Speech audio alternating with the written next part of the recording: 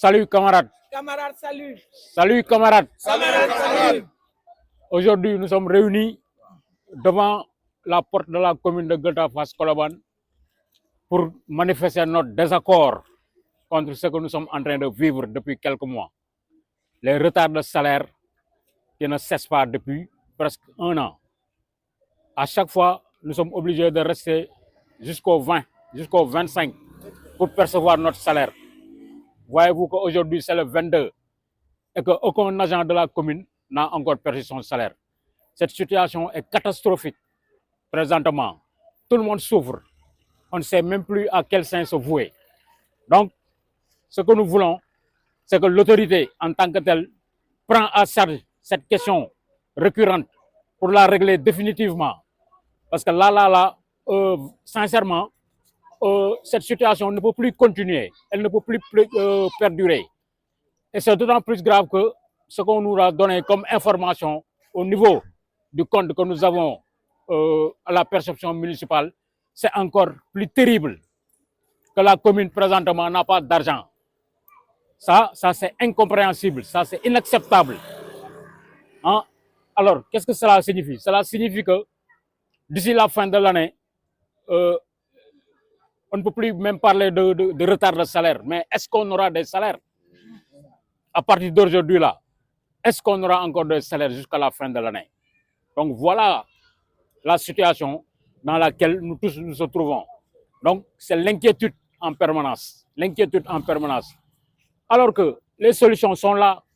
Hein, il suffit juste de les appliquer correctement. Parce que ce sont les recettes qui font fonctionner les choses.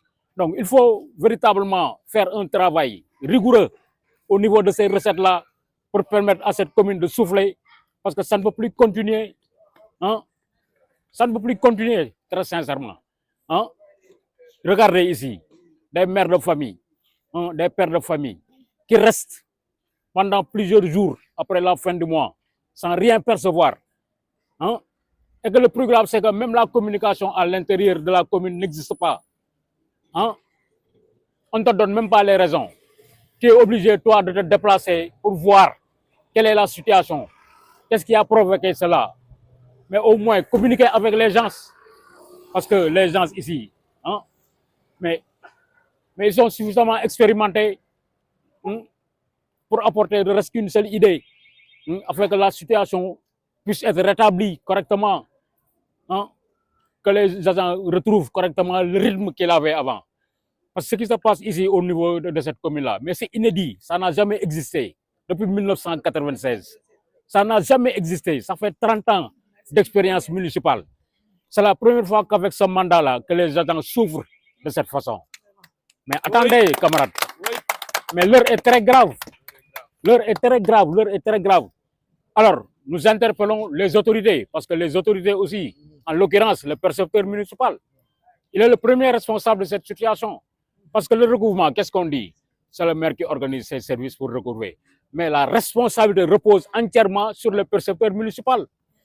Parce que c'est la seule personne habilitée à prendre de l'argent public.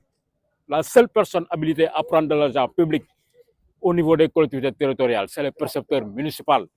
Donc sa responsabilité est entièrement engagée. L'autre responsable, c'est qui? Hein? Mais c'est l'administration territoriale, en l'occurrence le sous-préfet.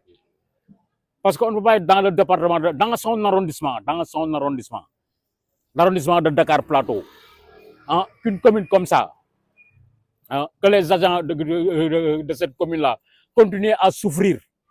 Mais il faut au moins intervenir, hein, pour faire cesser cela.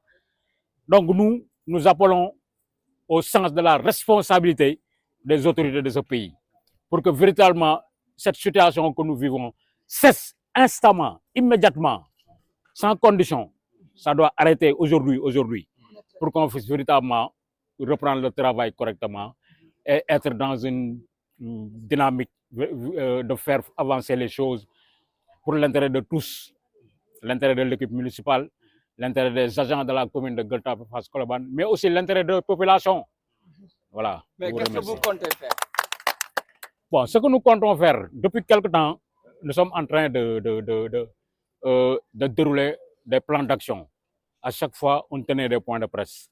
C'est la première fois, je crois, ou la seconde fois que nous tenions un sitting devant la porte de la municipalité. Maintenant, on va après se réunir au niveau du bureau de l'intersyndical et redéfinir les autres étapes à franchir pour continuer la lutte syndicale. Alors, si vous pouvez revenir un peu sur combien de temps est-ce que vous êtes plongé dans cette situation et quelles sont les explications qui vous ont été servies? Bon, disons que ça fait presque 6 mois que nous interpellons l'autorité sur les questions. Parce que c'est avec l'alignement des salaires que le décret présidentiel avait institué au mois de mai ou avril 2025, que nous avions provoqué une rencontre avec l'autorité municipale, en l'occurrence le maire, pour échanger sur ces questions de revalorisation salariale. Donc, c'est des promesses qui sont faites, mais jusqu'ici qui ne sont pas encore tenues. On va payer, on va payer, on va payer. Mais on se rend compte qu'on ne paye pas. C'est ça la situation actuelle. On ne paye pas. Parce qu'il y a un passif qui reste à régler. Alors, personne n'en parle. C'est un préjudice pour les agents. Donc, s'il y a une modalité que le maire lui-même a définie avec ses services compétents, mais attention, régler ce passif-là doit être concerté entre l'autorité municipale et le syndicat. Mais on ne doit pas prendre, à mon avis, une mesure unilatérale pour dire que c'est comme ça que je vais procéder. Non, non, non, non, non.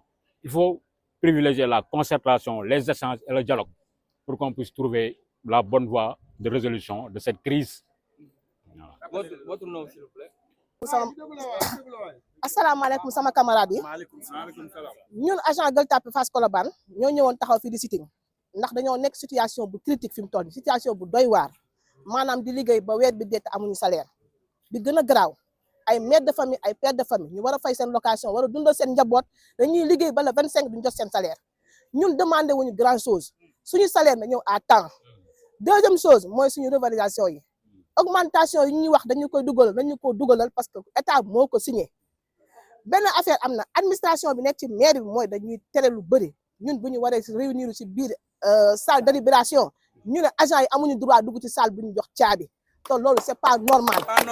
dañoo créé suñu intersyndical pour défendre suñu droit yi ñuy défendre nag c'est pour ñun ñoo ko moom ñun agent yi fiy liggéeyee amuñu avancement amuñu prime amuñu prise en charge ku feebar yaay faj sa bopp bu la jëndul sa ordonnance yaa ko jëndal sa bopp kenn du la ko jëndal boo hospitalisé yaay faj sa bopp loolu yëpp nag ñuy xëy de 8h à 17h di recouvrer recette di dugg ci mairie bi te ñun duñu gis suñu bopp amul sens bu fekkente ne loolu kon ñu toog suñu kër yi te tëj mairie bi parce que amul sens li ñuy dund fii nag man 2005 laa fi ñëw maa ngi koy doog a gis toog ba le 25 amoo salaire musuma ko gis bi si garaaw mooy doo am information lu tax salaire ñëwul lu tax salaire duggul doo am information lépp dafa bloqué li ñu fi dégg nag ça devient de plus en plus pur mooy maanaam ñu ne amuñu xaalis sur les 19 communes de Dakar ah 3e lañ fi recette am nañ ko de buñ ko dugalee normal dañuy fay ba wis ñu ngi woo maire nag moom mooy autorité bi nga xamante ne moom moo fi nekk xeexuñu xuloowuñu matante gaje mais li ñuy moom la ñuy demandé nañu wuyu ñu waxtaan ñu seet nan la ñuy trouver situation parce que il paraît que fii ñu toll nii bu ñu continuer wax ma retard salaire bi mais duñu am salaire te loolu arrangé wul kenn parce que ay mère de famille lañ ay père de famille lañ ñu ngi ñaan nag ñu woo ñu toog ñu waxtaan ak ñoom ñu xool solution bu am ñu def ko fi li ñuy laajte nag ñoo ko moom nañ ñu ko jox suñu droit la ñoo ko moom politique ñu amuñu parti politique amuñu dara parce que taluñu politique parce que kuy tal da ngay tal lekk ak naan ñu ngi liggéey convenablement di xëy heure di wàcc heure man agent d'état civil la Abbas Ndaw laa nekk 8h 17h damay xëy di bind ba sama loxoy di métti mais à la fin tu n'as pas de salaire est-ce que jar na ngay xëy situation nag bu continuer dañuy def beneen mooy maanaam li tëj maire bi kenn dootu liggéey foofu la ñu jëm situation bi bu continuer mooy maanaam dañuy tëj structure yëpp kenn dootul liggéey santé yeeg état civil la yëpp dañ koy tëj kenn dootul liggéey parce que mënuñoo liggéey te duñu am salaire loolu laa amoon li ma ci wax wasalaam. lii biñ koy seet depuis 6 mois ñu ngi koy dund depuis 6 mois li ma remarqué nag man sama gis-gis ba bi ñu créé suñu intersyndical di xeex revalorisation yi la liy commencé depuis 6 mois ñu ngi koy dund dañuy toog ba le 25 le 15 ba le 25 le 15 ñu doog a fay salaire loolu dafa métti ci ñun. suñu augmentation nañu ko dugal xaalis bi ñoo ko moom état moo ñu ko dugalal ñoo ko moom nañu ko fay ñoo ko moom nañu rappel li ñu war a rappel ñun ñoo ko moom loolu daal lañ ci amoon luñ ci wax asalaam. mais rencontré nañ ko rencontré ci taseeg moom waxtaan mu wax ñu promettre ne da ko def dina ko def ñun nag dañoo jàppoon ne moom mooy autorité buñ ne may ma ba tel mois dañ koy may parce que ñoo ñu ko wax ak moom ñu nañ ko may ba janvier dara duggul ñu demaat mu ne nañ ko may na dina rappel mois de mai dara duggul li ci gën a garaaw nag moom boo xam ne sax yokku salaire mais nañ la fay li nga am sa ñett dërëm bi ngay am nañ la ko jox nga fekk say soxla ñun loolu rek la ñuy revendiquer wuñu dara loolu rek la ñuy ñaan man Daba Diangirane laa tudd agent d'état civil Abass Ndao. asalaamaaleykum sama mbokku journaliste yi maa ngi nuyu tamit suñu mbokku agent yi tey dama fi teew en tant que conseil municipal ndax li nga xamante ne moo nekk di xew nii képp ku ci taxawul rek dafa mel ni complice nga te man nag damay dégager sama responsabilité parce que nag toog naa ci ay médias maintes fois di wax ci problème mu mairie bi ak problème mu salaire yi kon bu ñu egsee fii nii du ma bett parce que nag mairie boo xamante ne nii dañ ko jël def ko affaire familiale loolu laa mos di dénoncer loolu laa mos di xeex kon nag tey bu agent yi taxawee fii ci buntu mairie bi di demander à ce que ñu jox leen seen ay salaire loolu képp ku ko yëg nga nekk conseil municipal nga nekk agent même maire sax bu fekkente ne moom nekkul mooy principal responsable bi dafa waroon a ñëw taxaw fii xeex leen bu fekkee li muy wax dëgg la dafa waroon a ñëw taxaw fii xeex leen parce que nit boo xamante ne nii yaa ngi liggéey ba weer dee joxuñu la sa salaire ku ne xam na ne loolu kenn mënu ko xalaat voilà damay ñëw sànq ma dajeeg benn agent municipal mu xamal ma ne démb ba 18h